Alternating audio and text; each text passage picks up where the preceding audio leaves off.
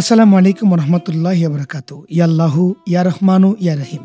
Scholar forum Bangladesh এর উদ্যোগে সুলতানপাড়া দরবার শরীফের পক্ষ থেকে আমরা গিয়েছিলাম ঢাকা প্রেস ক্লাবের BMA অডিটোরিয়ামে।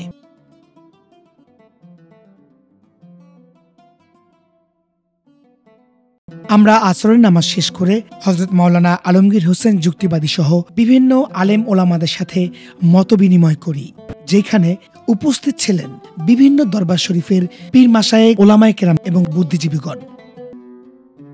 স্বাধীনতা ও সার্বভৌমত্ব রক্ষায় জাতীয় ঐক্য, নারী কমিশনের ইসলাম বিরোধী প্রস্তাব বাতিল এবং মব ভায়োলেন্স বন্ধের দাবিতে স্কলার্স ফোরাম বাংলাদেশের উদ্যোগে ওলামা, মাশায়েখ ও বুদ্ধিজীবী সম্মেলনে আপনাদেরকে স্বাগত জানাচ্ছি।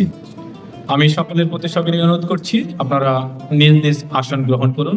আলহামদুলিল্লাহ, আল্লাহর দরবারের লাখো কোটি শুকরিয়া এই কারণে যে সংরক্ষিত বিশেষ অতিথির আসনে আমাদেরকে বসার সুযোগ করে দিয়েছেন। এর জন্য স্কলার ফোরাম বাংলাদেশের সকল সদস্যকে জানাচ্ছি অনেক অনেক সম্মান এবং শ্রদ্ধা।